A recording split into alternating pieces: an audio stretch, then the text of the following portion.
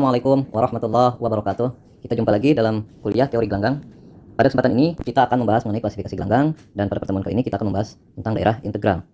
Adapun pertemuan ini kita akan mempelajari mengenai ciri-ciri sifat daerah integral ya. Apa itu daerah integral?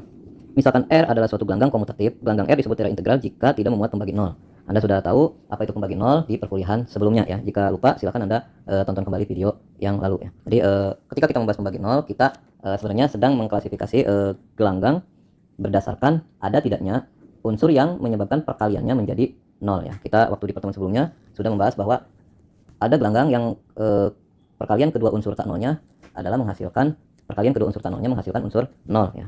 Seperti ketika kita mempelajari gelanggang matrik ya.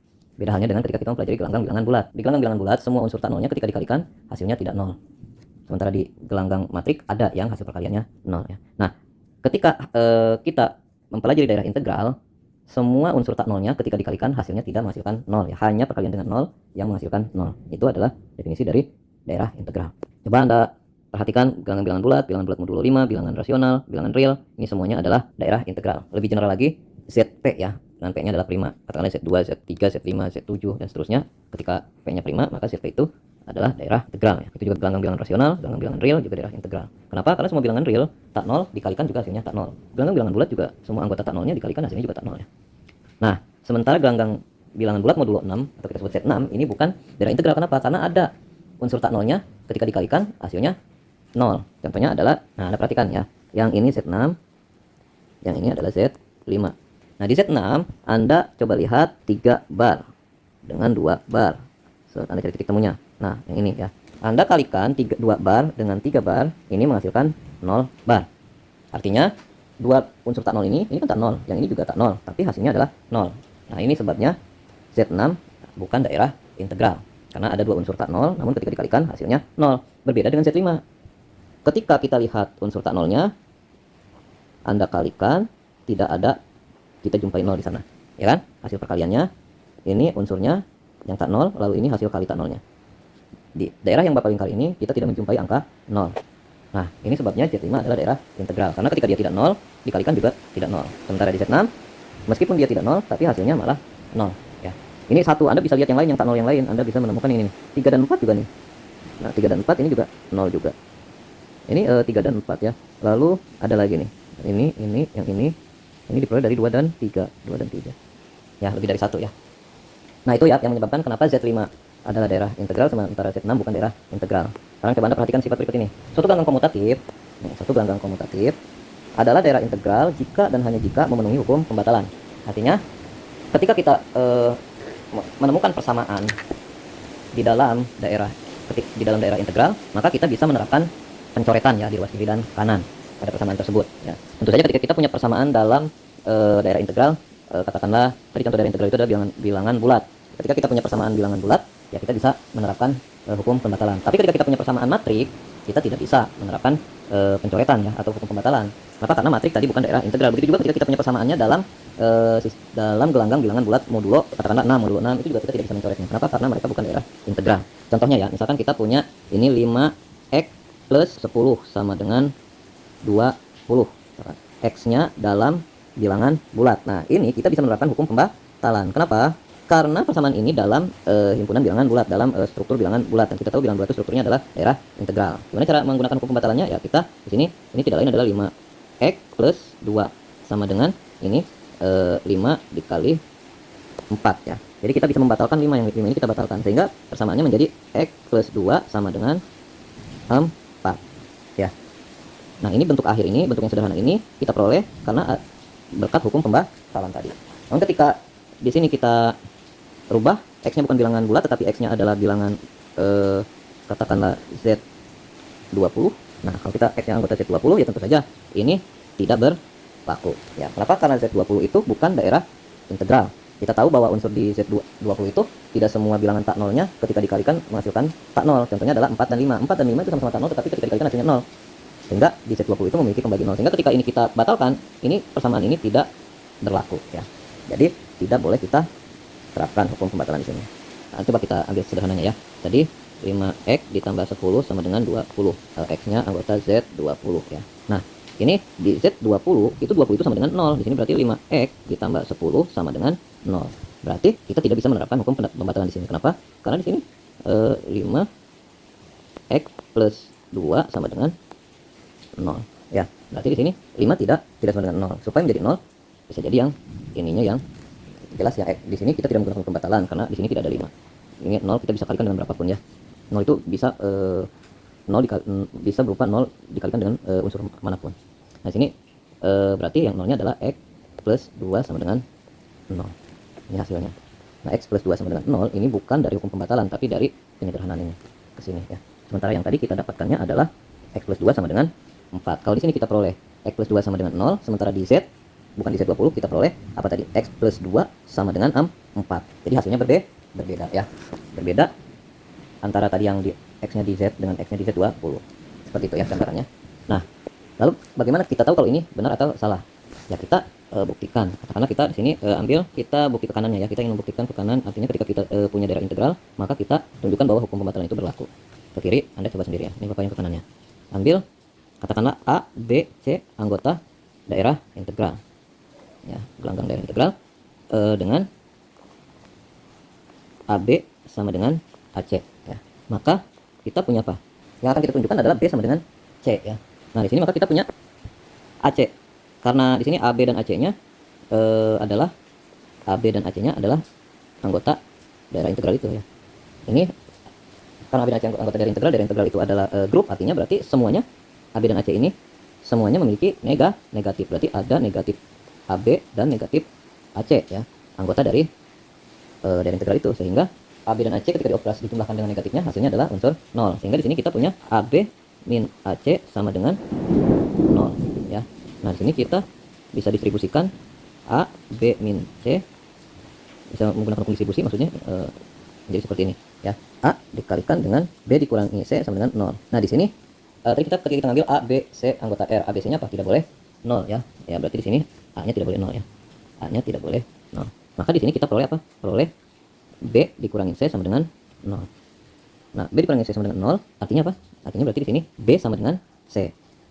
Nah, dengan kata lain, berarti ketika tadi kita mengambil AB sama dengan AC, mengakibatkan B sama dengan C. Nah, ini artinya bahwa hukum pembatalan berlaku. Ya, hukum pembatalan berlaku.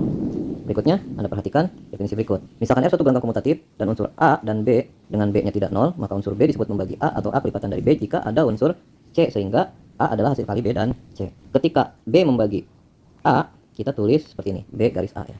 Namun ketika B tidak membagi A, kita menulisnya adalah B garis, tapi ada silang ini seperti itu tuh ya. Coba Anda perhatikan bilangan bulat 2, 5, dan 6. Jelas ya, 2 membagi 6. Kenapa? Karena ada 3, sehingga 6 itu bisa kita nyatakan sebagai hasil kali 2 dan 3. Namun 5 tidak membagi 6, kenapa? Karena kita tidak bisa menemukan bilangan bulat yang ketika dikalikan dengan 5, itu hasilnya sama dengan 6. Makanya 5 tidak membagi 6. Ya, seperti itu. Sekarang kita masuk ke sifat berikutnya. Misalkan R suatu gelanggang komutatif ya. Kita ambil 3 anggotanya, katakanlah A, B, dan C. Nah, ketika A tidak 0 dan A membagi B lalu A membagi C, maka A membagi hasil jumlah kelipatan kedua bilangan tersebut ya. Ini sifat pertamanya. Sifat keduanya adalah ketika A dan B-nya sama-sama tidak 0 dan A membagi B lalu B membagi C, maka A membagi C ya. Ini seperti sifat transitif ya. Nah, berikutnya misalkan R suatu gelanggang komutatif lalu ada unsur tak 0 di R, katakanlah A unsur tersebut. Unsur A ini kita sebut punit ya, kita sebut punit jika ada unsur lain katakanlah B yang hasil kalinya, sehingga hasil kalinya menghasilkan unsur kesatuan. Nah, perlu diperhatikan bahwa unsur B pada definisi itu tidak lain adalah kebalikan dari unsur A ya. Jadi di sini B ini kebalikannya dari A. Contohnya di sini Anda perhatikan gelanggang bilangan bulat. Gelanggang bilangan bulat ini punya unit 1 dan negatif 1. Anda perhatikan, kenapa 1 unit? Kenapa? Karena ada unsur lain ya. Unsur tak nol lain, sehingga ketika dikalikan adalah menghasilkan unsur kesatuan. Ya, kalau 1 ya berarti 1 dia unit karena ada dirinya sendiri, sehingga hasil kalinya juga dirinya sendiri.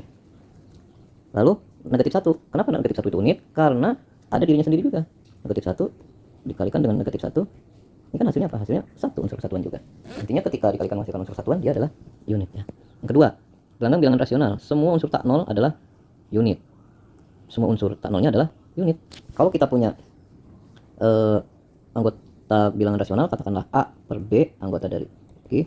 Ternyata ini A per B ini ketika B-nya tidak sama dengan 0 dan A-nya juga tidak sama dengan 0, ya, tidak sama dengan 0, A per B ini adalah unit. Kenapa? Karena kita punya B per A. Kalau kita punya A per B, kita punya B per A, sehingga B per A dikalikan dengan A per B, hasilnya 1. Ya. Sebab kenapa A per B ini unit? Karena ada B per A, sehingga hasil kalinya 1. Lalu berikutnya adalah gelanggang bilangan real. Semua bilangan real juga unit unsur tak nolnya. Kenapa? Karena setiap kita ambil bilangan real, maka bilangan real tak nol lain, ya, yang menyebabkan dia adalah unsur satuan. Lalu matrik. Nah, kita ambil matrik 2 kali 2. Semua matrik tak singular. Matrik tak singular itu adalah matrik yang determinannya tidak nol, ya. Nah, sekarang untuk bilangan bulat Gauss. Ini ada 4, 1, negatif 1, I dan negatif I. Nah, kalau 1 itu ya jelas 1 kali 1. Kalau negatif 1 ada negatif 1. Kalau I pasangannya apa? I dikalikan dengan I apa? I kuadrat. I kuadrat itu apa? I kuadrat itu negatif 1. Berarti I dioperasikan dengan negatif I. I dengan negatif I hasilnya apa? Negatif I kuadrat. I kuadrat itu kan, I kan akar, I sendiri sama dengan akar min 1.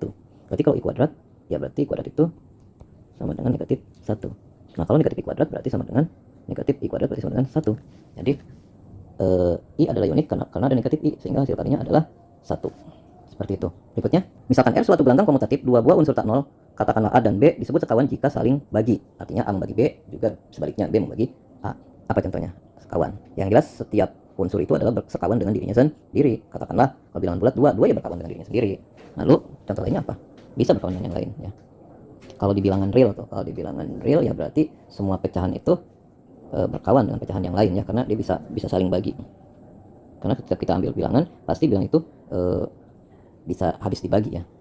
Jadi saling membagi kalau di bilangan real. Contohnya di sini adalah 2 dan negatif 2. Ini kalau kita ambil di bilangan bulat, ya, 2 dan negatif 2. 2 jelas membagi negatif 2, begitu juga negatif 2 membagi 2. Sekawan, ya. Jadi dia bilangan dengan negatifnya itu adalah sekawan. Berikutnya, karakteristik dari integral adalah 0 atau prima. Nah, ini buktinya. Misalkan R daerah integral dan suatu bilangan bulat positif N adalah karakteristik R. Untuk membuktikan sifat ini, kita tinggal menunjukkan bahwa N adalah prima dengan menggunakan kontradiksi, ya. Dengan kontradiksi berarti pertama kita andaikan dulu, andaikan N-nya tidak prima.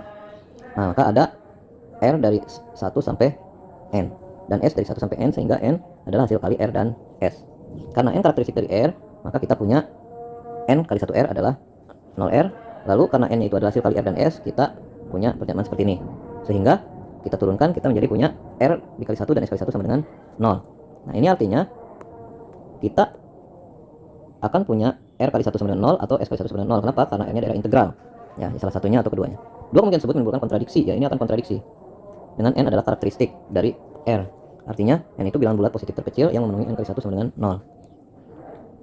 Ya, karena kalau misalkan di sini kan R juga adalah R adalah memenuhi sifat itu, ya kan? Kita lihat di sebelumnya definisinya.